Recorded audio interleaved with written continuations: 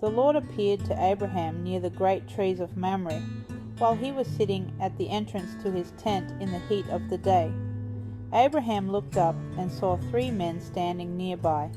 When he saw them, he hurried from the entrance of his tent to meet them, and bowed low to the ground.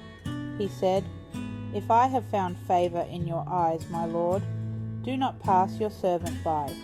Let a little water be brought, and then you may all wash your feet and rest under this tree. Let me get you something to eat, so you can be refreshed, and then go on your way, now that you have come to your servant." So Abraham hurried into the tent to Sarah. "Quick," he said, "get 3 seahs of the finest flour and knead it and bake some bread." Then he ran to the herd and selected a choice, tender calf and gave it to a servant, who hurried to prepare it. He then brought some curds and milk and the calf that had been prepared, and set these before them. While they ate, he stood near them under a tree. "Where is your wife Sarah?" they asked him. "There in the tent," he said. Then one of them said, "I will surely return to you about this time next year, and Sarah your wife will have a son." Now Sarah was listening at the entrance to the tent, which was behind him. Abraham and Sarah were already very old, and Sarah was past the age of childbearing. So Sarah laughed to herself as she thought, "After I am worn out and my Lord is old, will I now have this pleasure?" Then the Lord said to Abraham, "Why did Sarah laugh and say, 'Will I really have a child now that I am old?' Is anything too hard for the Lord? I will return to you at the appointed time next year, and Sarah will have a son." Sarah was afraid, so she lied and said, "I did not laugh." But he said, "Yes, you did laugh." Then the Lord said to Abraham, "Why did Sarah laugh and say, 'Will I really have a child now that I am old?' Is anything too hard for the Lord? I will return to you at the appointed time next year, and Sarah will have a son." Sarah was afraid, so she lied and said, "I did not laugh." But he said, "Yes, you did laugh." Then the men turned away and went toward Sodom, but Abraham remained standing before the Lord.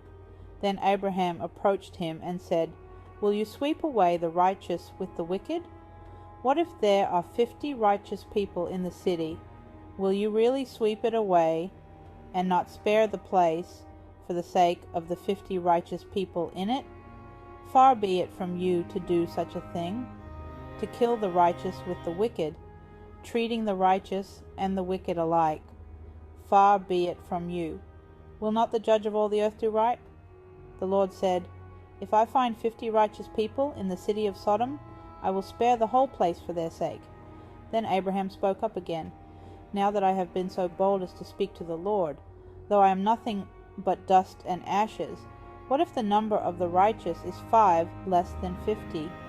Will you destroy the whole city for lack of 5 people? If I find 45 there," he said, "I will not destroy it." Once again he spoke to him, "What if only 40 are found there?" He said, "For the sake of 40, I will not do it." Then he said, "May the Lord not be angry, but let me speak. What if only 30 can be found there?" He answered, "I will not do it if I find 30 there." Abraham said, "Now that I have been so bold as to speak to the Lord, what if only 20 can be found there?" He said, "For the sake of 20, I will not destroy it." Then he said, "May the Lord not be angry, but let me speak just once more. What if only 10 can be found there?" He answered, "For the sake of 10, I will not destroy it." When the Lord had finished speaking with Abraham, he left, and Abraham returned home.